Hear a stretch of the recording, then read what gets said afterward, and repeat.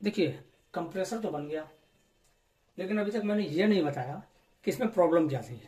देखिए, पहले लगा था ये, क्या किया अभी लगा दिया उसकी जगह ये। हमें इसके अंदर कुछ एडवांस करना था ना।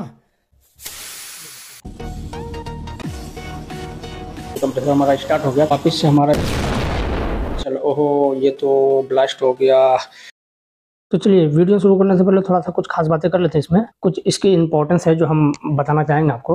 देखिए, जब भी कोई भी मोबाइल रिपेयर करने वाला हो, ऐसा नहीं है कि वो सिर्फ मोबाइल रिपेयर ही उसके जिम्मे हो, क्योंकि मोबाइल रिपेयरिंग से संबंधित जितने भी टूल है वो उसका भी अरेंजमेंट करके रखता है। जब उनका टूल्स कोई खराब हो जाता तब, जैसे कोई असेंबली खराब हो गई, कंप्रेसर खराब हो गया, उसी मशीन खराब हो गई, बबल रिमूवर खराब हो गया, यानी कोई भी मशीन, चाहे वो माइक्रोस्कोप ही क्यों ना हो, सोल्डिंग आयरन ही क्यों ना हो, तो जितनी भी मशीनें हैं अगर इसमें से कुछ भी खराब हो जाए तो उनका काम रुक जाता है। तो उसके लिए क्या करते हैं, वो यूट्यूब पर सर्च करते हैं कि उसका सोल्यूशन मिल जाए। लेकिन यूट्यूब पर सर्च करने के बाद भी सोल्यूशन तो उनको मिल जाता है, लेकिन पॉसिबल नहीं होता कि खुद कर पाए, क्योंकि उसको बनाने के लिए जिन टूल्स की ज़रूरत पड़ती है, जो पार्ट्स की ज़रूरत पड़ती है, या तो पार्ट्स अरेंजमेंट नहीं होता। अगर पार्ट्स मिल गया तो फिर समझ नहीं आता कि इसे कैसे रिपेयर करा जाए, इसका टूल्स जो है वो यूज़ कैसे किया जाए। अब देखिए, इस कंप्रेसर को बनाने के लिए मैंने क्या किया है कि कुछ टूल्स का यूज़ किया है, कुछ पार्ट्स भी इसमें लगाए हैं।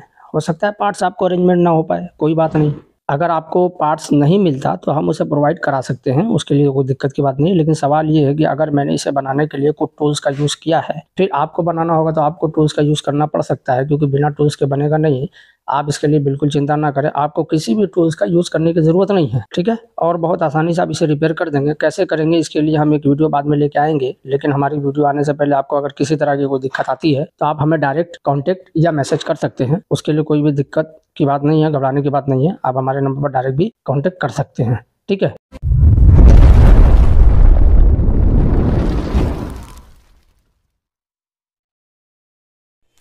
देखिए, कंप्रेसर तो बन गया, लेकिन अभी तक मैंने ये नहीं बताया कि इसमें प्रॉब्लम क्या थी। चलिए, अब प्रॉब्लम की बात कर लेते हैं। अभी आप देख सकते हैं मशीन चल रही है, कोई दिक्कत नहीं है। और जितनी देर मशीन, जब तक ये एयर कूल नहीं हो जाएगा, ये ऑटो कट नहीं होगा, मतलब मशीन चलती ही रहेगी जब तक इसको हम बंद नहीं करें। लेकिन इसे अगर हम बीच में बंद कर दें, ये मैंने बंद कर दिया।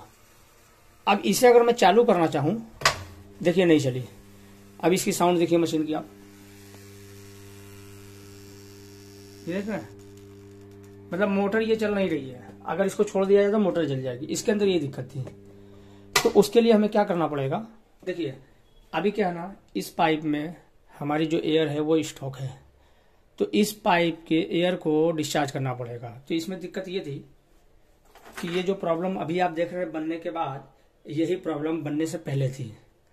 उसमें क्या होता था, इसका ये फेल हो जाता था, और जब ये फेल होता था तो ये दिक्कत इसके अंदर आती थी। और यही वजह है कि कंप्रेसर की ये जो मोटर है ये आमतौर से जल जाया करती थी लोगों की। अगर मैं इसे चेंज कर दूं तो चेंज करने के बाद भी इसके अंदर दिक्कत बाद में आएगी। क्यों आएगी, क्योंकि इसके अंदर क्या होता है, टैंक के अंदर मॉइस्चर होता है, पानी होता है। जब हवा चलती है इसके अंदर तो मॉइस्चर आता है, मॉइस्चर की वजह से इसके अंदर पानी आता है। तो इसके अंदर भी अभी फिलहाल में पानी है इसके अंदर, ठीक है। तो पानी हमें नीचे से निकालना पड़ता है खोल के। तो चूंकि नमी होती है, तो नमी की वजह से ये जो वाल्व होता है ना, ये खराब हो जाता है, इसके अंदर जंग खा जाता है। और जंग खा जाने की वजह से ये हो जाता है खराब, तो हमें इसे चेंज करना पड़ता है। यानी अगर मैं इसे लगा भी दूं तो साल 6 महीने के बाद फिर ये खराब होगा, और उसके बाद फिर कस्टमर को लेके आना पड़ेगा। तो मैंने सोचा कुछ इसके साथ मॉडिफाई किया जाए, कुछ मॉडिफिकेशन किया जाएगा, तब जाकर के इसकी लाइफ होगी। तो देखिए, अभी क्या है कि ये जो रास्ते की पाइप की जो एयर है, इस एयर को हमें डिस्चार्ज करना होगा। देखिए, पहले लगा था ये, इसमें देख रहे 3 होल है। मैंने क्या किया, अभी लगा दिया उसकी जगह ये। इसके अंदर 2 होल, एक इनपुट है, दूसरा आउटपुट है, ठीक है। सॉरी, आउटपुट यहां से नहीं होता, यहां से सिर्फ इन होता है एयर। आउट जो हमारा होता है वो यहां से होता है, ठीक है। ये लगा हुआ है NRV, नॉन रिटर्न वाल्व, यानी एयर जाता है और आता नहीं। तो अब सवाल ये है कि मुझे इसको निकालने की जरूरत क्यों पड़ी, इसको लगाने की जरूरत क्यों पड़ी, क्योंकि देखिए हमें इसके अंदर कुछ एडवांस करना था ना। तो इसके अंदर आप देख रहे हैं कि 2 होल है, 3 होल, एक ये और एक ये तो है जो कि हवा अंदर जाती थी टंकी में इस पाइप के जरिए। लेकिन ये कनेक्शन और ये कनेक्शन, ये दोनों कनेक्शन सेम है। आप देख सकते हैं ये दोनों कनेक्शन सेम है। तो कंपनी ने क्या किया कि इसके जरिए इस एयर को डिस्चार्ज, इस पाइप की जो एयर है इसको डिस्चार्ज करने का काम करता था, जिसमें पहले लगा था ये पाइप, और इस पाइप के अंदर जो एयर होता था वो डिस्चार्ज होता था। कब डिस्चार्ज होता था? जब हमारी मोटर बंद होती थी या जब भी कनेक्शन कट होता था तब। तो अभी क्या करेंगे,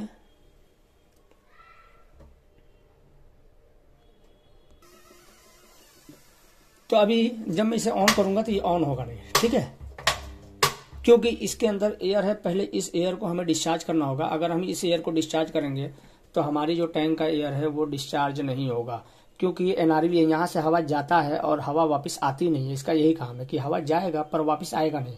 वापस कहाँ से आएगा? यहाँ से आएगा, ठीक है, यहाँ से आउटपुट नहीं होगा।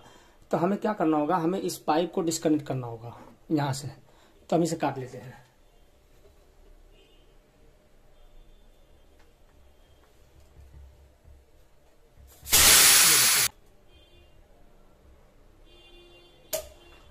तो हमने इस पाइप को काट लिया है। अब एयर निकल गई है। अब अगर इसे हम चालू करना चाहेंगे तो ये चालू होगा, ठीक है।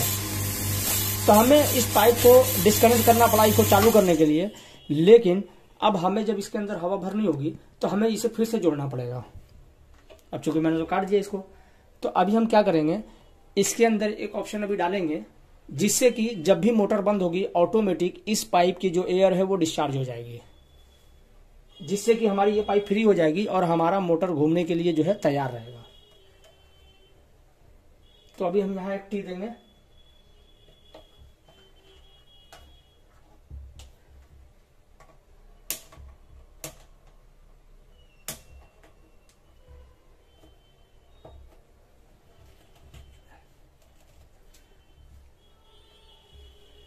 ठीक है, अब इसका कनेक्शन हम करेंगे यहां इसके अंदर। इसके लिए हमें एक कॉपर की पाइप का कनेक्शन करना पड़ेगा, यानी यहां पाइप लगेगी थोड़ी सी पतली। चलिए तो पहले हम उसे कर लेते हैं।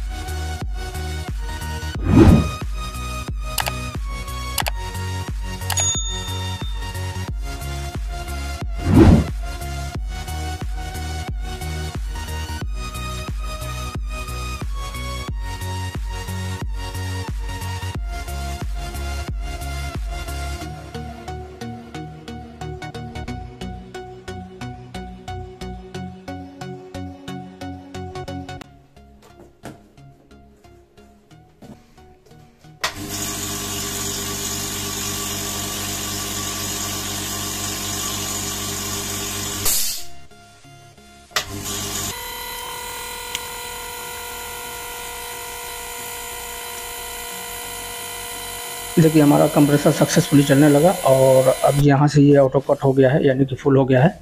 अब इसके बाद हम क्या करेंगे कि इसको पहले एयर को थोड़ा डिस्चार्ज करेंगे और डिस्चार्ज करके कंप्रेसर को फिर से चलाएंगे। और ये हमारा कंप्रेसर देख रहे हैं आप डिस्चार्ज हो रहा है यार यहाँ से। अब उसके बाद देखिए कंप्रेसर हमारा स्टार्ट हो गया, तो एयर बंद कर देंगे इसका फिर से हम, और वापस से हमारा चलो। ओहो, ये तो ब्लास्ट हो गया, पाइप हमारी फट गई। चलिए ठीक है, तो ज़रूरी नहीं कि जिस मेथड से हम काम करें वो सक्सेस हो। चलिए हम फिर इसमें कोशिश करेंगे। दरअसल क्या था, मैंने पाइप लगाने की वजह प्लास्टिक ये थी कि देखते होंगे आपकी बबल और पंचिंग में आपकी ये पाइप सालों साल जलती है, ये सोच के मैंने इसमें लगाया था कि इसमें भी प्रॉब्लम आएगी नहीं। लेकिन ये वहाँ मोटर हमारी हीट हो रही थी, और हीट होने की वजह से हमारी ये जो पीतल की जो चीज़ें लगी है ना, तो उसकी वजह से क्या हुआ कि गर्म हुआ, और वहाँ से हमारा जो है वो गर्म होने की वजह से वहाँ से एयर हमारा ब्लास्ट कर गया। काफ़ी ज़ोरदार साउंड आया था, यहाँ लोग डर गए थे इसकी वजह से जो है। चलिए, तो हमने देखिए फिर 2 दिन दिमाग लगाने के बाद, काफ़ी गौर करने के बाद समझ में आया कि इसमें क्या करना है। तो काफ़ी मार्केट घूमने के बाद और ढूंढने के बाद मुझे ये चीज़ें मिली है। तो एक मोटी पाइप हमें मिल गई है। अब इसमें एक साइड थ्रेड हमने बना लिया है, और बनाने के बाद इसे हमने वापस से जो है देख रहे हैं नीचे हमने कस लिया है, और कसने के बाद देखिए ऊपर से हम मार्किंग कर रहे हैं। ये मार्किंग हमने मार्कर से कर लिया है। अब यहाँ से मार्किंग करने के बाद हम इसे करेंगे कट इस टूल की मदद से, और कट करने के बाद हम इस साइड भी थ्रेड बनाएंगे ताकि कस सके। तो थ्रेड बनाने से पहले इसके अंदर नट डाल देंगे, जो कि इसमें कसा जाएगा। अगर हम नट नहीं डालेंगे और थ्रेड बना देंगे तो नट इसके अंदर जाएगा नहीं, क्योंकि थ्रेड का मतलब ये होगा कि ऊपर से हमें इसके मुंह को थोड़ा चौड़ा करना होता है ताकि पीछे से नट लगा के इसको हम टाइट कर सकें। तो देखिए पहले हमने उसके अंदर नट डाल लिया है, और उसके बाद इस टूल की मदद से हम इसके अंदर थ्रेड बनाने की कोशिश करेंगे ताकि ये थोड़ा सा जो है आसानी से उसमें कसा जा सके और लीकेज ना हो। देखिए ये हमारा थ्रेड बन गया है। अब इसे हम एक बार लगा के पहले देख लेते हैं। ठीक है, ये प्रॉपर बैठ गया है, किसी तरह की दिक्कत नहीं आई। लेकिन अब इसमें कुछ काम और बाकी है, तो हमें इसे वापस से खोलना पड़ेगा। तो प्लास की मदद से हमने इसे खोल लिया है, और उसके बाद यहाँ क्या करेंगे हम कि एक होल करना है। उसके लिए सबसे पहले यहाँ पंच करेंगे। तो एक कील की मदद से मैंने पंच कर लिया है ताकि हमारा ड्रिल मशीन वहाँ से स्लिप ना करे। और जिस साइज़ का हमें होल करना है, यानी जो पाइप हमें लगानी है, उस पाइप का हमने ये साइज़ ले लिया पहले, और इसी हिसाब से हम इसमें ड्रिल बिट का साइज़ ले लिया। इसी ड्रिल बिट से हम इसे होल कर लिया हमने। और उसके बाद देखिए ये हमारा उसमें ठीक है, ठीक से जा रहा है, लेकिन पाइप थोड़ी लंबी है तो इसे हम काट के छोटी कर लेंगे। ये 1/4 की साइज़ है हमारी। और इसे काटने के बाद अब लगा के हमने इसको देखा तो ये थोड़ा इसमें लूज़ पड़ रहा था, ढीला हो रहा था। तो मैंने क्या किया, प्लास की मदद से इसको होल को थोड़ा सा पीटा, जिसकी वजह से ये देखिए इसमें थोड़ा सा टाइट आ गया। अब वो थोड़ा टूल की मदद से इसे हमें टाइट करना पड़ा।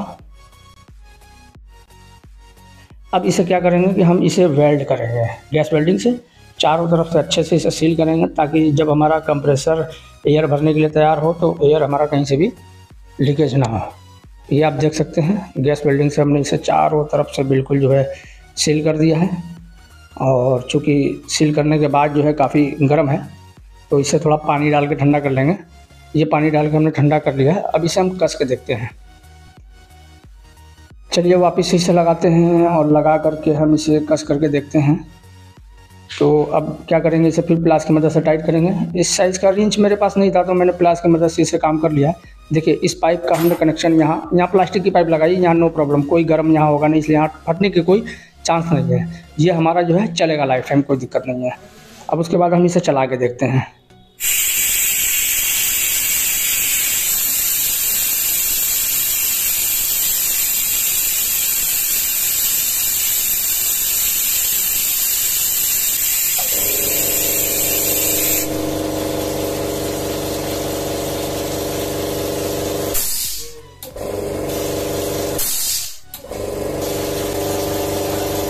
अब आप देख सकते हैं कि जितनी बार भी हमने बीच में से बंद किया, ये बार बार ऑन हुआ जो है, इसमें किसी तरह की हमें दिक्कत नहीं हुई। देखिए इसमें पहले जो 2 तरीके हमने लगाए थे, आपको तो एक ही तरीका दिखाया जो हमारा फेल हुआ। वीडियो काफ़ी लंबी हो जाती है, इसीलिए एक ही तरीका हमने आपको दिखाया। तो पहले जो तरीका हमने इसमें 2 तरीके जो यूज़ किए थे, उसमें काफ़ी वक्त मुझे लगा था, मतलब 2 से 3 दिन लग गए उसको हमें ट्राई करते करते, और उसके बाद भी वो अनसक्सेसफुल रहा। लेकिन इस बार जो सलूशन इसके अंदर हुआ है, ये बहुत ही अच्छा सलूशन, मुझे भी बहुत पसंद आया, और काफ़ी आसानी से हुआ, और काफ़ी कम वक्त में, मतलब आधे घंटे में ये हमारा जो फार्मूला है वो कंप्लीट हो गया। और अब इसमें ख़राब होने का चांस बिल्कुल ना के बराबर है। अब आपने देखा कि इस कंप्रेसर में जो चीज़ें लगी हुई थी कुछ और हमने लगाया कुछ और, बना था किसी और तरीके से, और हमने इसे बनाया किसी और तरीके से।